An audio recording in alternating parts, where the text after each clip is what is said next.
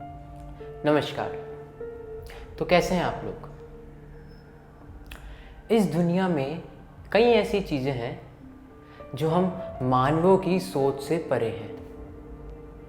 हाँ, आज हमने विज्ञान के क्षेत्र में बहुत तरक्की कर ली है और आधे से ज़्यादा चीज़ों के रीज़न हम बता चुके हैं, पर आज भी इस दुनिया में कई ऐसी चीज़ें हैं जो ना वैज्ञानिक ना हम लोग समझ पाए हैं।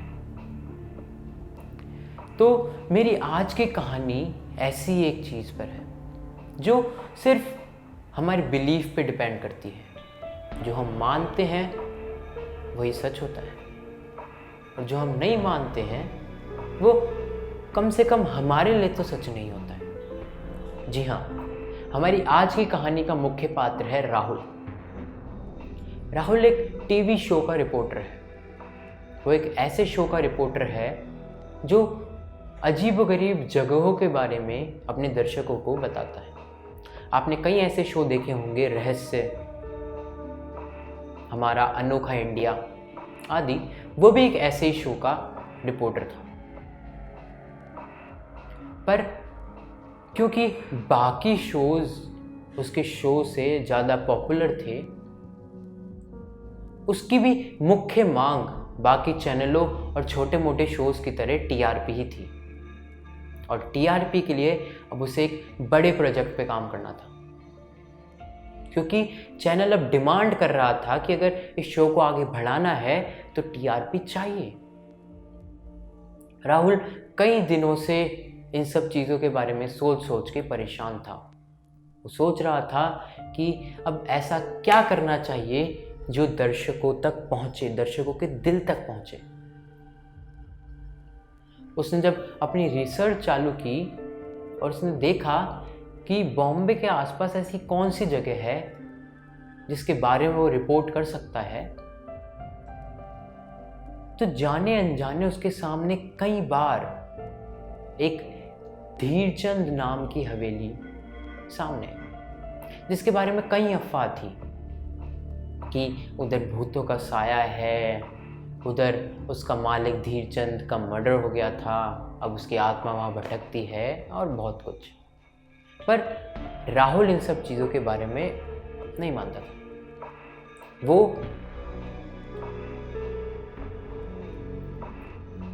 उसने जब ये देखा कि हवेली लोगों के बीच में कितनी पॉपुलर है, तो उसने सोचा क्यों ना इस हवेली का रहस्य पे से पर्दाफाश किया जाए।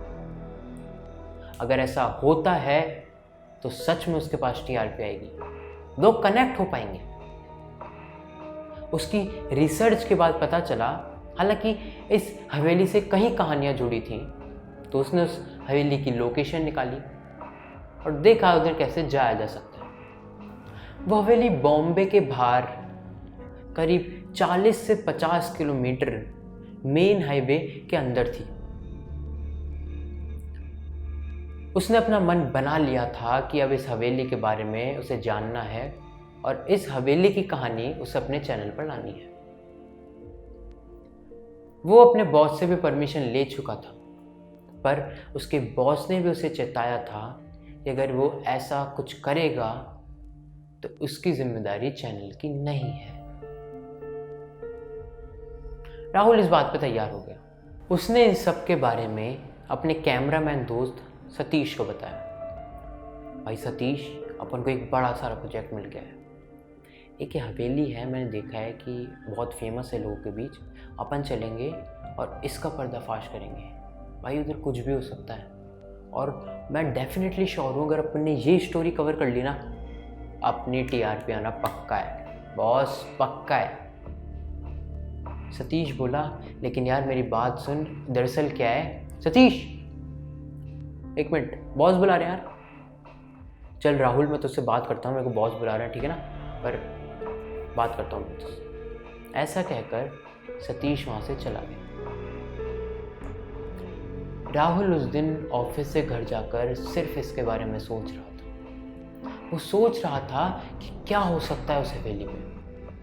क्या वहाँ पे कुछ इल्लीगल काम हो रहा था कि या सिर्फ वो अफवाह थी, या सच में वहाँ ऐसा कुछ था। उसने सोचा अगर एक रात वो उधर बिता ले तो लोग इस चीज़ को देखने के लिए पागल हो जाएंगे।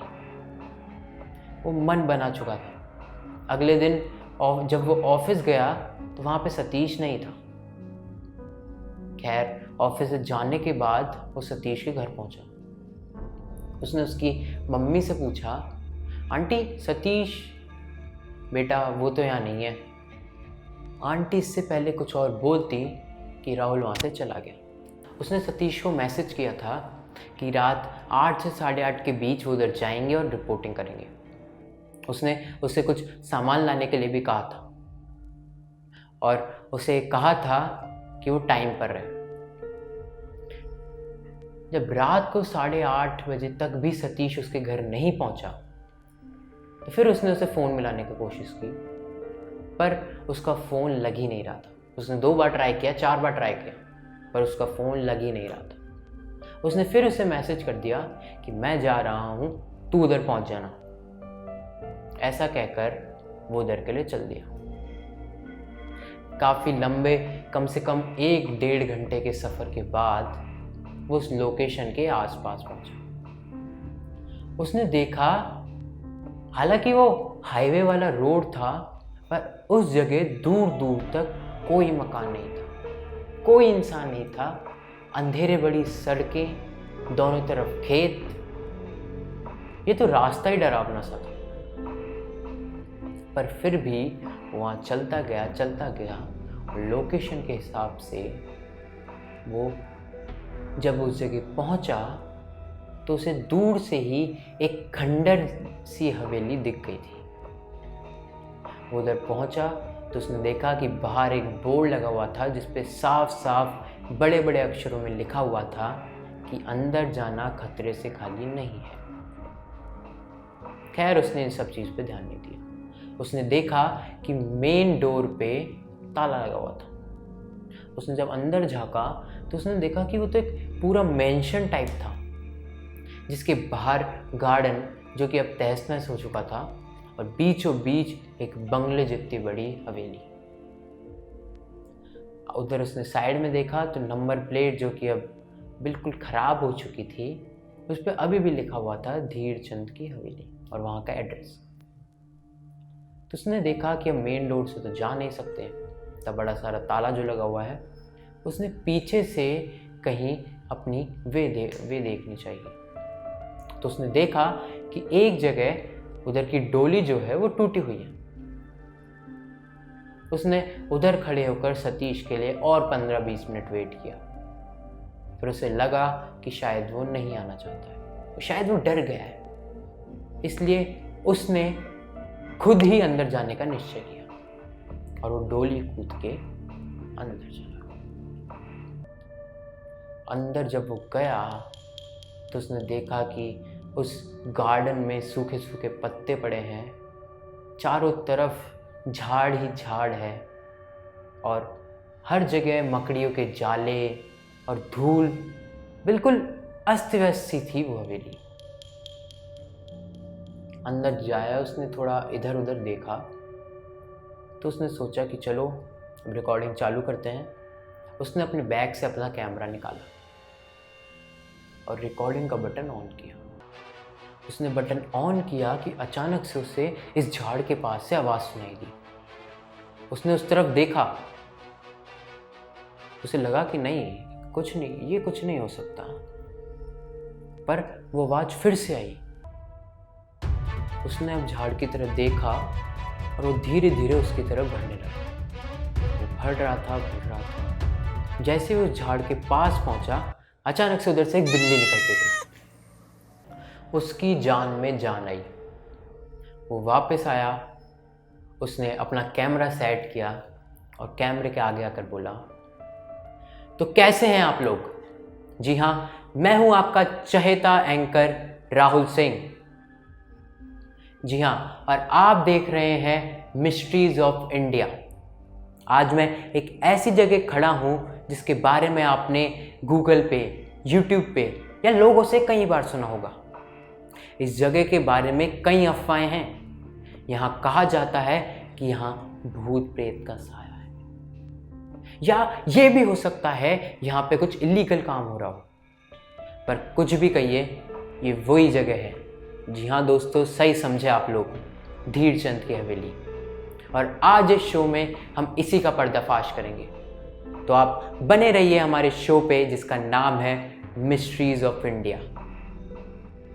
ऐसा कहकर उसने अपना कैमरा निकाला, रिकॉर्डिंग ऑन करके उसने अपने हाथ में ले लिया और साथ साथ चलता रहा। उसने जब देखना चाहा आसपास तो दीवारों पे बड़ा बड़ा वही लिखा हुआ था कि अंदर ना आए तो बेहतर है, अंदर जाना मना है, अंदर जाना खतरे से खाली नहीं है।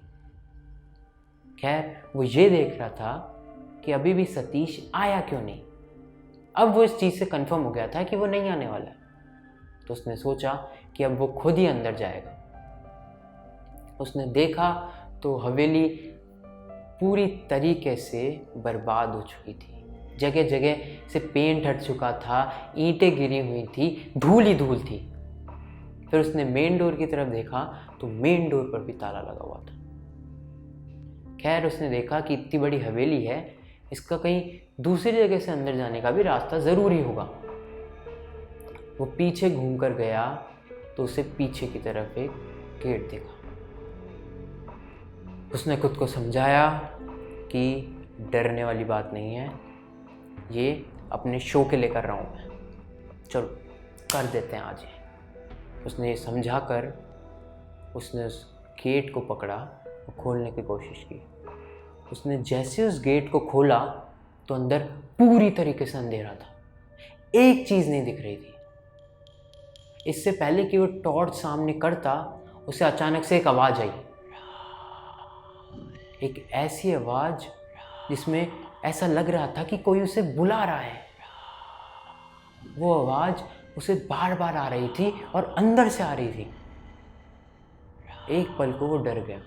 एक पल को वो सोचने लगा कि क्या ये सचमुच तो भूत प्रेत या बुरी आत्माओं से तो ग्रस्त नहीं है ये जगह। उसके दिमाग में बहुत सारे ख्याल आने लगे कि इतने में उसने पैरों की आवाज़ सुनी जो उसके पीछे से आ रही थी। वो जानता था कि कोई उसके पीछे है। वो जानता था कि कोई उसके पीछे उसे देख रहा है। वो जानता था कि कोई आगे हाथ बढ़ाकर उसको पकड़ने के लिए तैयार है। इससे पहले कि वो कुछ और सोचता, एक हाथ उसके कंधे पर आया और